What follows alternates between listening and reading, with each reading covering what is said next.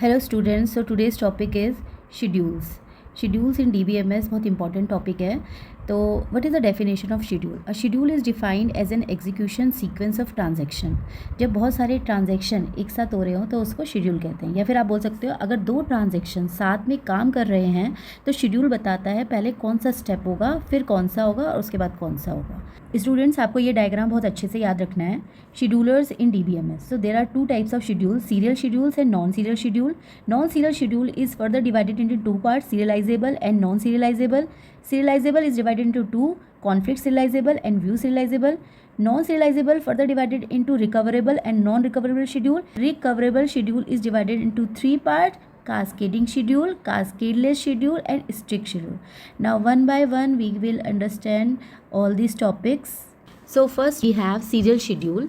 Serial schedule क्या होता है? A schedule in which transactions are executed one after another without overlapping. जब एक काम ख़त्म हो रहा है उसके बाद दूसरा काम स्टार्ट हो रहा है, ठीक है, तो उसको हम क्या बोलेंगे? सीरियल शेड्यूल बोलेंगे. मतलब एक काम पूरा ख़त्म हो गया, T1 ने देखो पूरा अपना रीड कर लिया ऑपरेशन, उसके बाद राइट किया. जब ये काम ख़त्म हो गया तो T2 ने अपना काम रीड का स्टार्ट किया और उसके बाद राइट किया. तो इसका मतलब क्या है? सीरियल शेड्यूल ने क्या किया? पहले T1 ने अपना काम फिनिश किया, T1 के काम ख़त्म होने के बाद ट्रांजैक्शन T2 ने अपना काम स्टार्ट किया. देखो इसका एग्जीक्यूशन यहाँ पे लिखा भी है कि T1 ने पहले अपना काम ख़त्म किया, उसके बाद T2 ने अपना काम ख़त्म किया. ठीक है, इसका आप लाइव एग्जांपल ले सकते हो, जैसे ATM मशीन है ना. जैसे आप एक ही मशीन में दो पर्सनस पैसे विड्रॉ नहीं कर सकते, पहले एक करेगा, जब उसके पैसे विड्रॉ हो जाएंगे तो दूसरा पर्सन विड्रॉ करेगा. Next we have non serial schedule. Non serial schedule क्या होता है? नॉन सीरियल शेड्यूल का एग्जांपल देखते हैं. देखो सबसे पहले क्या हुआ? T1 ने रीड किया और राइट किया, उसके बाद देखो T2 ने रीड किया, फिर T1 ने स्टार्ट किया, फिर तो मतलब बहुत सारे पैरेलल एग्जीक्यूशन पैरेलली परफॉर्म हो रहे हैं, है ना. अभी T1 चलेगा, T2 चलेगा, फिर T1 चलेगा, T2 चलेगा, तो मतलब मिक्स ट्रांजेक्शन चलेगी. ठीक है, आप जैसे यहाँ पे एग्जांपल देख सकते हो. T1 ट्रांजेक्शन ने रीड किया, T2 ने रीड किया, T1 ने राइट किया, T2 ने राइट किया. तो क्या हो रहा है? पहले कभी T1 कर रहा है, T1 का काम खत्म नहीं हुआ तभी T2 रीड कर रहा है, फिर T2 का काम खत्म नहीं हुआ, T1 फिर से स्टार्ट कर रहा है अपने ऑपरेशन, उसके बाद T2. तो देखो इसका जो एग्जीक्यूशन प्रोसेस है वो कैसे होगा? T1 से T2, फिर T2 से T1, T1 से T2. मतलब इन शॉर्ट क्या है कि मल्टीपल ट्रांजेक्शन्स एक साथ एग्जीक्यूट हो रही है. मतलब आप इसको कह सकते हो कि पैरेलली एग्जीक्यूट हो रही है ना. तो जब ऐसी ट्रांजेक्शन होती हैं, this might lead a rise in concurrency problem. तो हमारे पास एक प्रॉब्लम आती है कंकरेंसी प्रॉब्लम. जैसे इसका एग्जाम्पल हमारे पास है, जैसे ई बैंकिंग है ना. बहुत सारी ट्रांजेक्शन्स हम एक साथ कर सकते हैं पैरेलली. अब चलो यहाँ पे एक एग्जांपल है. देखो ट्रांजेक्शन T1 ने अपने सारे ऑपरेशन परफॉर्म कर दिए, रीड करा, राइट किया, रीड किया, राइट किया, और ट्रांजेक्शन T2 ने जब ये खत्म हो गया इसका काम, तो ट्रांजेक्शन T2 ने अपने ऑपरेशन स्टार्ट करे, रीड करा, राइट करो, कमिट कर दिया. अब बताओ ये कैसे टाइप का शेड्यूल है? तो ये सीरियल शेड्यूल का एग्जाम्पल है. पहले T1 ने अपने काम खत्म करे, जब T2 का काम खत्म हो गया तो T2 ने अपने काम स्टार्ट करे. जो ऑपरेशंस हैं वो पैरेलली परफॉर्म हो रहे हैं. तो these type of operations are called non serial schedule. तो नॉन सीरियल शेड्यूल की डेफिनेशन क्या होगी? Schedule where operation of multiple transactions are interleaved और मिक्स्ड विद ईच अदर. और सीरियल की क्या होगी? जहाँ पे एक ट्रांजेक्शन एग्जीक्यूट होगा उसके बाद दूसरा ट्रांजेक्शन एग्जीक्यूट होगा विदाउट ओवरलैपिंग. तो यहाँ पे डिफरेंस है सीरियल शेड्यूल और नॉन सीरियल शेड्यूल का. एक बार आप रीड कर लेना अच्छे से, क्योंकि एग्जाम में पूछा जा सकता है कि what is the difference between serial and non serial schedule. तो आप इसको पढ़ लेना. अभी देखो हमने एक डायग्राम, आपको याद होगा भी हमने एक डायग्राम देखा था जहाँ पे हमने लिखा था कि शेड्यूल्स जो हैं दो टाइप के होते हैं, सीरियल शेड्यूल और नॉन सीरियल शेड्यूल. फिर नॉन सीरियल शेड्यूल में हमने पढ़ा था कि एक प्रॉब्लम आ जाती है कंकरेंसी की, है ना.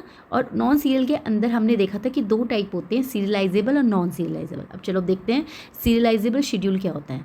Parallel schedule that behaves like a serial schedule is called serialisable. जब देखो अभी मैं आपको एग्जांपल से बताती हूँ. यहाँ पे देखो क्या हो रहा है. ट्रांजेक्शन T1, देखो this is transaction T1 and this is transaction T2. T1 में कुछ ऑपरेशंस परफॉर्म हुए और T2 में भी कुछ ऑपरेशन परफॉर्म हुए. ठीक है, ये क्या था सबको पता है. ये कैसा ऑपरेशन है, कैसे शेड्यूल है ये सीरियल शेड्यूल, क्योंकि एक खत्म हुआ उसके बाद दूसरा स्टार्ट हुआ. ये सबको पता है. ये कैसे एग्जीक्यूशन है? पैरेलल है. देखो पहले T1 ने किया, फिर T2 ने, फिर T1 ने, फिर T2 ने. ठीक है, शेड्यूल बिहेव करता है सीरियल शेड्यूल की जैसे, तो उसको हम क्या कहते हैं? सीरियलाइजेबल कहते हैं. एग्जाम्पल मैं आपको बता रही हूँ कि यहाँ पे देखो क्या है, सीरियल शेड्यूल है, ठीक है, this is serial schedule, this is parallel schedule. Serial schedule कैसे है, जब सारे ऑपरेशन T1 के खत्म हो गए तो T2 ने अपने ऑपरेशन स्टार्ट करे। पैरेलल क्यों है, क्योंकि पहले ये हो रहा है, फिर ये हो रहा है, फिर इसके T1 के ट्रांजेक्शन हो रहे हैं, फिर T2 के ट्रांजेक्शन हो रहे हैं। सपोज हमारे पास कुछ ऑपरेशन है, मैं आपको एग्जाम्पल के थ्रू बता रही हूँ। यहाँ पे इनिशियली ए की वैल्यू कितनी है, 50 है, ठीक है। यहाँ पे क्या हुआ, रीड हुआ वैल्यू ए की, तो यहाँ पे क्या रीड हुआ, 50 हुआ। 50 में 50 ऐड हो गया तो ये कितना हो गया, 100 हो गया। इसने इसको राइट कर दिया, तो राइट कर दिया तो हमारे पास ए में कितना हो गया, 100 हो गया। T2 ने ए की वैल्यू को रीड किया, ए की वैल्यू कितनी हो चुकी है, 100 हो चुकी है।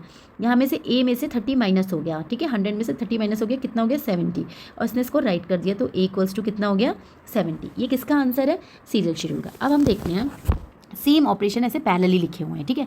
इसने रीड किया ए को, ए की इनिशियल वैल्यू कितनी है, 50 है। इसके बाद क्या ऑपरेशन परफॉर्म हुआ, T2 का, इसने भी इसको रीड किया, तो कितना रीड किया, 50 रीड किया।